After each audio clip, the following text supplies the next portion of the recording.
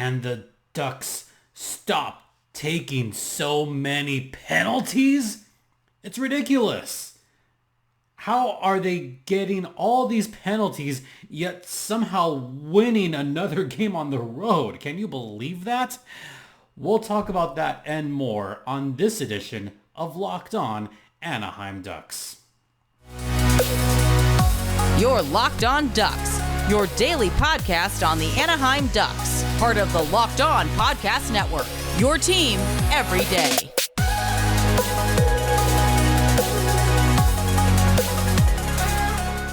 Welcome to Locked On Anaheim Ducks, part of the Locked On Podcast Network, your team every day. I'm your host, Jason JD Hernandez, and this episode is brought to you by Gametime. Download the Gametime app, create an account, and use code LOCKEDONNHL for $20 off your first purchase.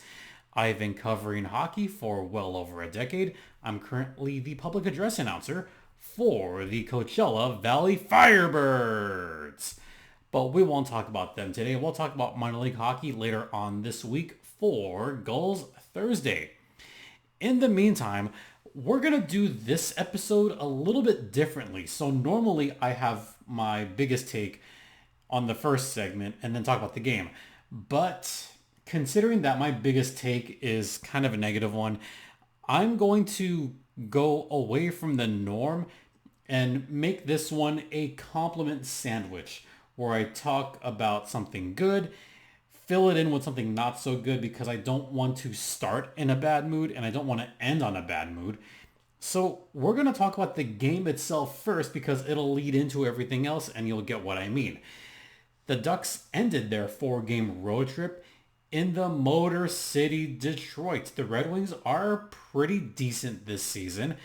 There was a little bit of, not drama, but a little bit of uncertainty because Mason McTavish has been practicing with the team. Jamie Drysdale, he looks like he's close to ready. In fact, there was a report that went out over the weekend that Trevor, Jamie, and Mason were close to coming back, I guess. Mason McTavish was on the ice for warm-ups, but George Malik had it first that Mason McTavish was a late scratch, along with Robert Haig and Bo Grew. So the Ducks have mostly the same lineup, I guess. But hey, you know what? I mean, Steve Carroll did have it on his report that especially Drysdale and Mason were very close to returning. So you got to think that they're going to come back soon, right? I think Mason McTavish, if he's out there warming up, he might come back on Thursday. And I think he's the most important piece to come back right now. So at least we got to see him in the pregame skate. But once the game started, oh man, it started off with a bang. Right away, the forecheck looked fantastic. Ducks were flying, pun intended, across the neutral zone with gusto. And Radko Gudas scored the first goal of the game. What a beauty. And you know who got the assists? Brett Leeson and Adam Henrique. Yeah, Rico's still going strong, especially after Sunday's hat trick. Rico scored that one, making it 1-0 Ducks early on. They look fantastic off the gate. Almost 2-0 about 2 minutes later because Troy Terry had what seemed like a wide open net. Husso gave up a juicy rebound, but looking on the replay, Ville Husso got just enough of that shot, like barely enough to deflect it outside the goal. So yeah, I'll admit it was a pretty good save by Ville Husso. He looked pretty decent early on, I guess. And then later on in the first period, it became 2-0 because, as I always say, and I did tweet this, so let the kids play. You know I say that all the time, so I'm saying it here. Let the kids play. Leo Carlson got a loose puck out in front, and he kind of like passed it back, not like a no-look pass, but just barely saw Minty passed it back, and Mintyukov just buried it. I mean, he got a great shot on it. That actually deflected off of a Red Wings defenseman, so that made it 2-0, still with 11 minutes left in the first period. So great job, Minty. Love to see it. But I'm going to give a little bit of credit here to Troy Terry, because Troy Terry got a great secondary assist.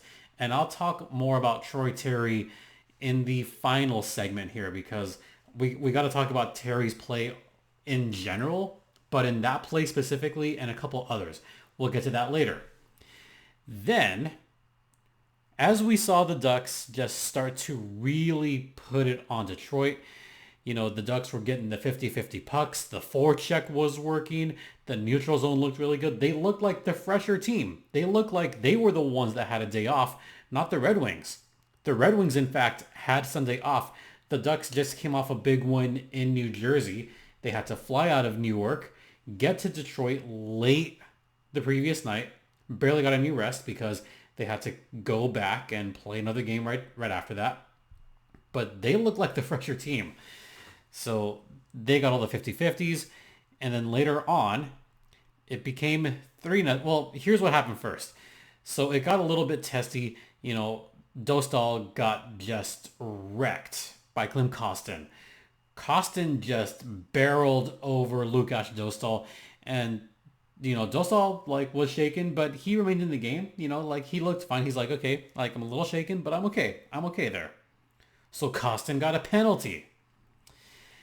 Then it got worse because Ville Husso left the game. And what happened there was he tried to make a diving save and just got a little bit of a hitch, and it looked like it may have been a groin that happened there, a groin injury on Kostin. He couldn't really skate completely well under his own power. He needed help getting off the ice. So, you know, that's where it happened. Now, yeah, this was tough. This was tough. James Reimer then came in goal. And then Justin Hull got penalized. So Ducks won on a power play. Another one.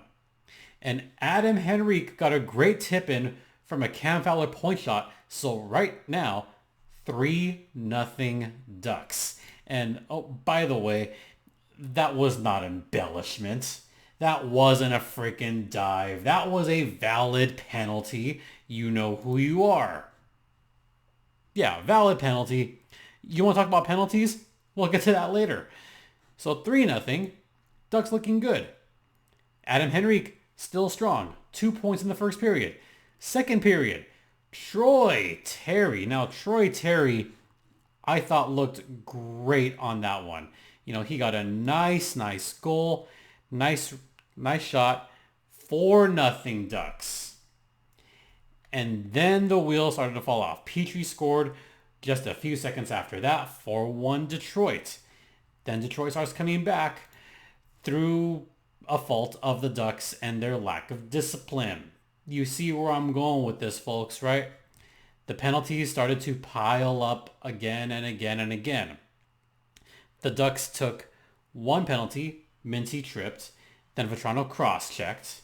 But then it became 4-on-4 for a little bit. Nothing happened there, but we had a couple of close calls on that 4-on-4. Then the third period. And it was just penalty-ridden. Now, Ross Johnson did hook against Christian Fischer. Well, you know what? That one was embellishment. But Johnson still hooked. Then Dostal got in on the action and tripped Joe Volino. That was a trip. Dostal just went after him. And then Ryan Strome penalty. Yeah, so it just got bad. And then Radko Gudas was holding the stick of JT Compher. That was a bad penalty. Radko Gudas did not need to take that penalty. And then Minty, a 4-minute penalty on Christian Fischer. Now, on that penalty, that was kind of a weird one. The first one, Alex DeBrincat scored, making it 4-2. On that second 4-minute penalty, DeBrincat did score just as the penalty clock went to 2 minutes. They looked on replay, and they actually used tenths of a second here, and they saw that the puck had crossed right at 2:29, just as the first penalty had expired. So DeBrincat did get credit for that power play goal, but if that puck had crossed a second or even half a second earlier, then it would have been on the first power play, and the Ducks would have been down a man for another 2 minutes. So, close call there. Ducks dodge a bullet. Instead of allowing a possible 3 power play goals, they only allowed 2 power play goals, but that was just enough. Ducks won this one 4-3. So many penalties, but Dostal saved their butt. Dostal looked great, especially in that end of the second, third period. If it wasn't for Lukasz Dostal, who knows what would have happened. All right, we're going to head into the first intermission. Talk about penalties. We will get to that on the other side.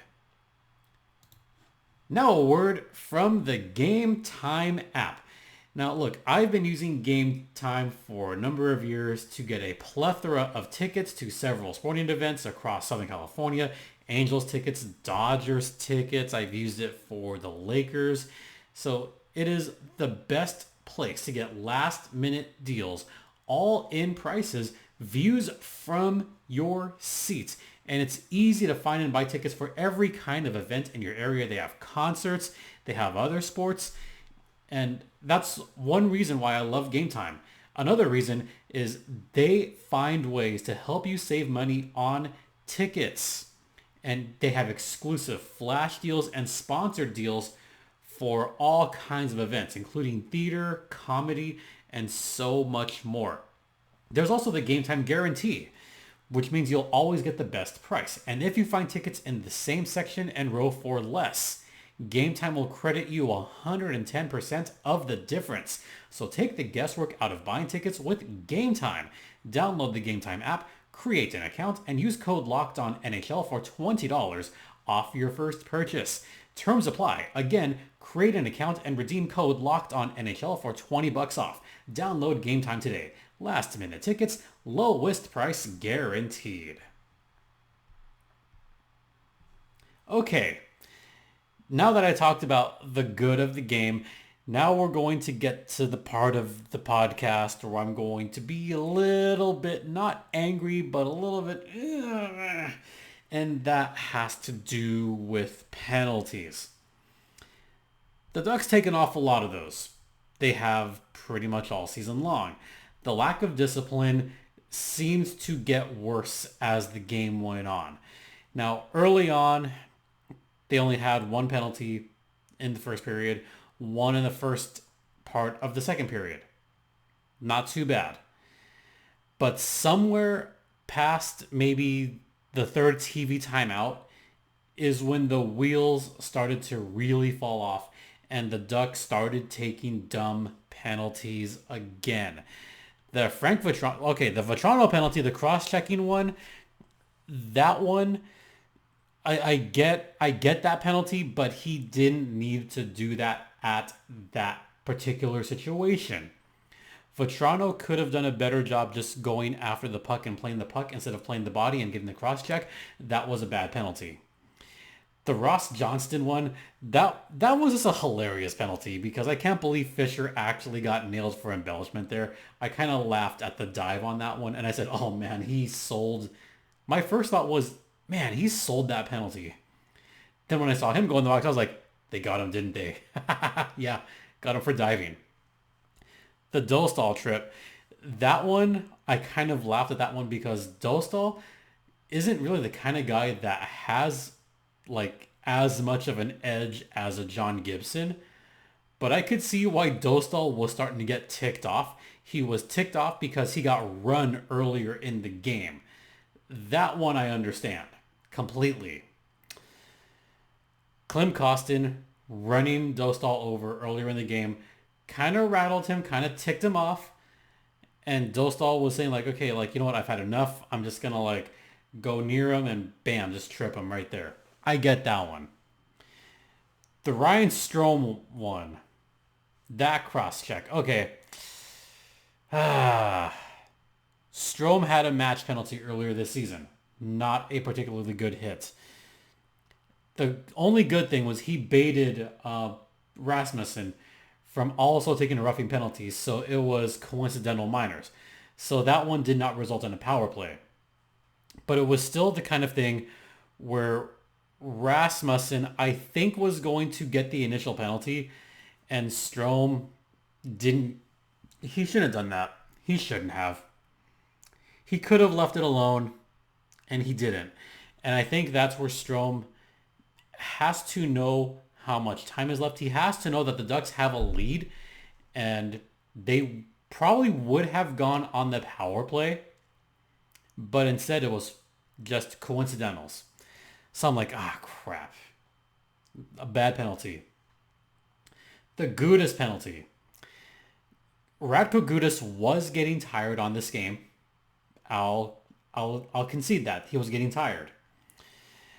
He didn't have to hold on to JT Compher's stick for 10 freaking seconds. You know, he got away with it for the first couple of seconds. Ref's arm didn't go up right away. So, okay, he may have gotten away with one. Then a couple more seconds. Okay, nothing yet. Gudas still getting away with this.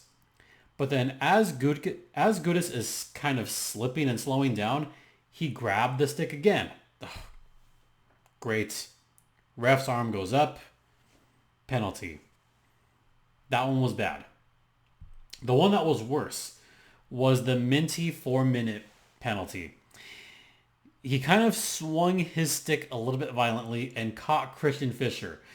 Now, I kind of have to laugh slightly on this one because I also looked at the Twitter feed of George Malik at the time.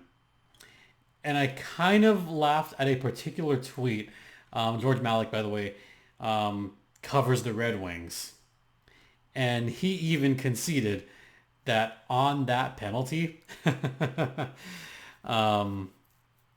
yeah, he may have not so much embellished this one, but he definitely took his time on that one. And I'll quote the tweet from George Malik. That's milking a call as much as I've ever seen it in my life. I'm sorry, that's funny. I don't care whether you're a Wings fan or a Ducks fan or a neutral observer, but my gourd did Fischer milk that bleed till it bled for him. You gotta be a character to try to get your eyelid to bleed till it actually bleeds. Oh, man. Yeah. Milking penalties. If the Ducks are going to do that against a team like Detroit, don't. There is a reputation for the Ducks already as being the most penalized team. And, you know, they got baited. They got baited big time. And that's what happened. It was dumb. Just dumb. Luckily for the Ducks, the Red Wings didn't score on the first power play. So, yeah, the Ducks got slightly lucky with that one.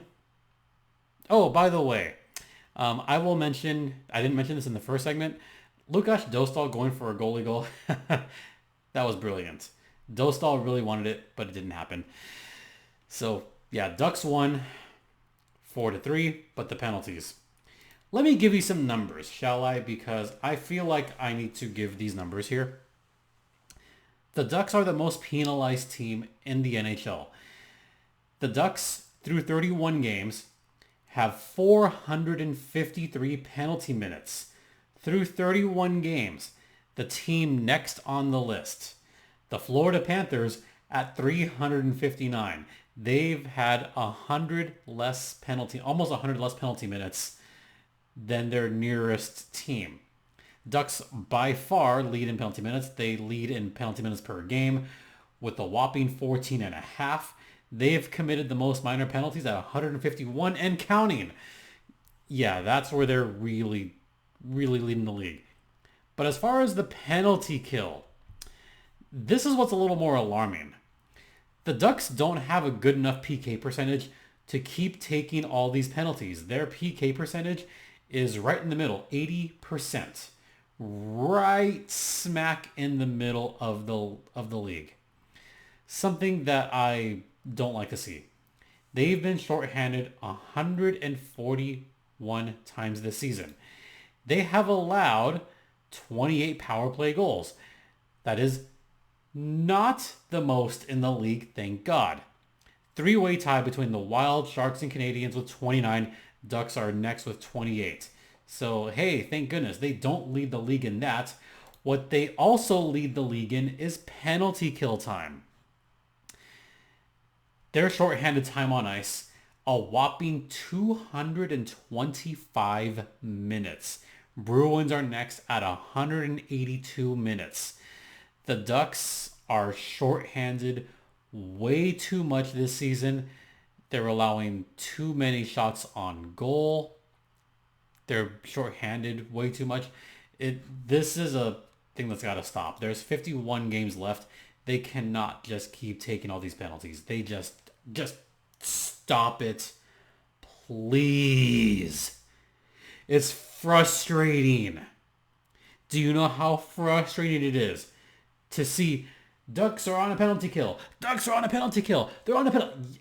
I get it. I hate it. Please stop taking penalty challenge.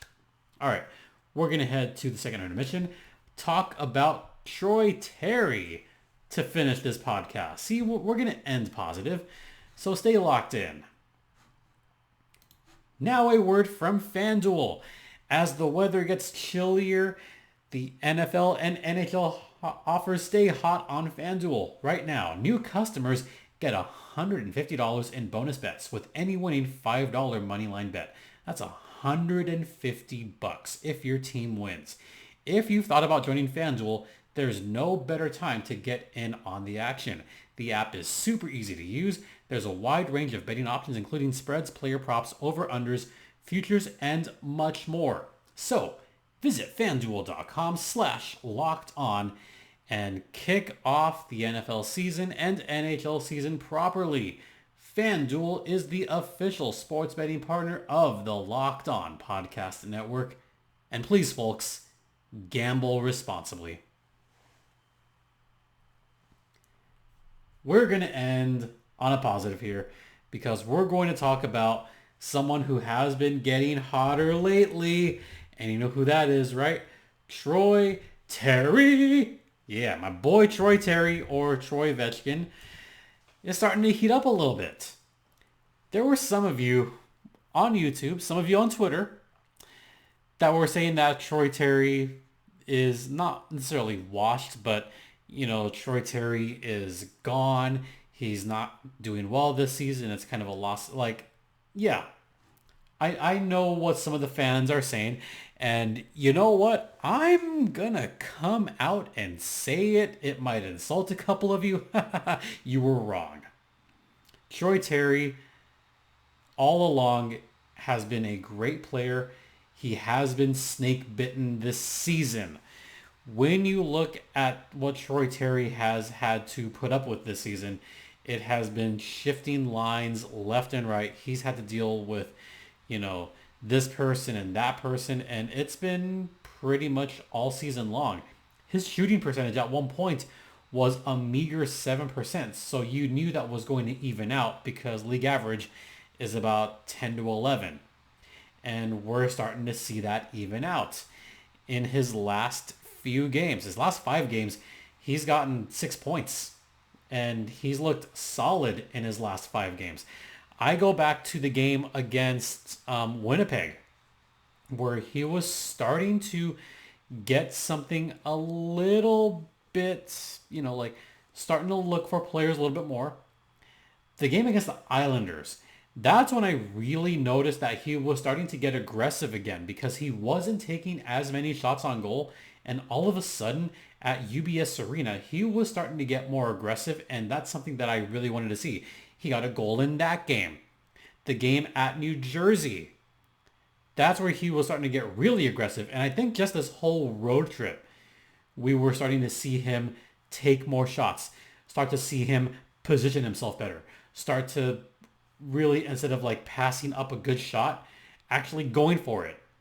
Again, he had that wide open net the other night and a stick went on it. Or actually, no, it was that last game where Troy Terry had a wide open net, but Husso just got a piece of it. That's a little bit of bad luck. Troy Terry later on did score a goal for the Ducks, making it 4-0. So that was a good goal in itself. In his last 2 games, 4 points. Against the Devils, goal and an assist. Against the Red Wings, goal and an assist. The passes are getting more crisp as well. So this is what we have expected all along from Troy Terry.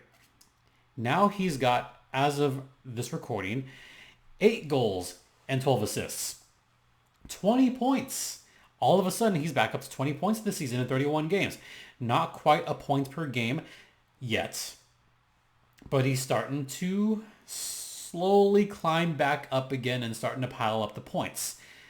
Maybe not exactly the Troy Terry that we're accustomed to, but again, he's had to deal with a slew of really weird lines, I think is the best way to put it. He's had a line with Killorn. He's been on a line with Leo Carlsson. He's been on a line with Trevor Zegras. So there's mixing and matching. Or Killorn. Yeah, Killorn, Zegras, McTavish, Henrique. At least 4. I feel like I'm missing one at some point. But Troy Terry hasn't really had a consistent line pretty much all season long. And that has to hurt a little bit.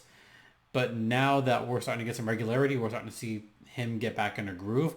Now the lines are probably going to shift again once Zegras and McTavish come back. Then we're going to see the lines shift around again. I think we're going to see the return of Strome, McTavish, and Vetrano. I think that line has been the best all season long. As far as Troy Terry, Coach Greg Cronin has a decision to make. Z and Terry were on a line together earlier this season. It has been working lately for Troy Terry. The lines have been better as of recent. I'll even look at this last game in Detroit. Troy Terry was on a pretty solid line with Killorn and Leo Carlsson. And in fact, I kind of like Carlsson on that line a lot. Killorn, I think, is fine.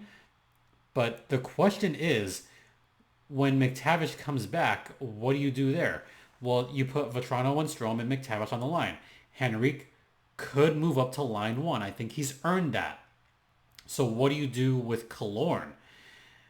Do you put Killorn back down to line 3?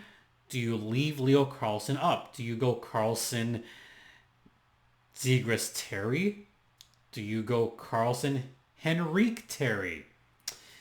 Yeah, Coach Greg Cronin has a couple of tough decisions coming up. So I'd be really curious to see what Cronin does when those guys come back. But if you want my opinion on this, if you want a hot take, I don't think Zegras should go back to the first line right away. I think just for a game or two, maybe if you bring Z back, bring him back on the third line. Here's why. Henrique has earned his spot. Henrique has looked very good. Henrique and Terry have always had a good connection, so maybe put them up there. Leo, I think, has earned that spot as well, so maybe put Leo up there. I think they both have earned it in spades. So maybe go with that. Carlsson, Henrique, Terry. Z has struggled big time this season. He's only got 2 points. The lack of a training camp hurt Zegras big time. The injury is hurting him right now. And he's just not getting the type of practice that he needs with those guys. So maybe just for a game or two, again, hot take, put Z on the third line. Just for a game or two. Get him back on track. Get him going. Like, just try something different and see what happens. Instead of just sticking him on the first line right away. Ooh. That could ruffle some feathers if I say that. But again, I gave my reasons, and I hope they're plausible reasons for you guys watching or listening. But, you cannot deny Henrique, 4 goals in his last couple of games. Troy Terry, 4 points last 2 games. I'm just saying. All right, that's going to do it for this podcast. Thanks for listening. Thanks for watching. Don't forget, this podcast is free and available across all platforms, including Stitcher, Spotify, Odyssey, Apple Podcasts, Google Podcasts, etc. You could follow me on Twitter at StimpyJD. The show's Twitter is at LO_Ducks. Email lockedonanaheimducks@gmail.com. And once again, thank you all for your continued support. It is so greatly appreciated. For Locked On Anaheim Ducks, I'm Jason JD Hernandez saying have a great rest of the night. Please remember to be safe out there, be kind to one another, and Ducks fly together.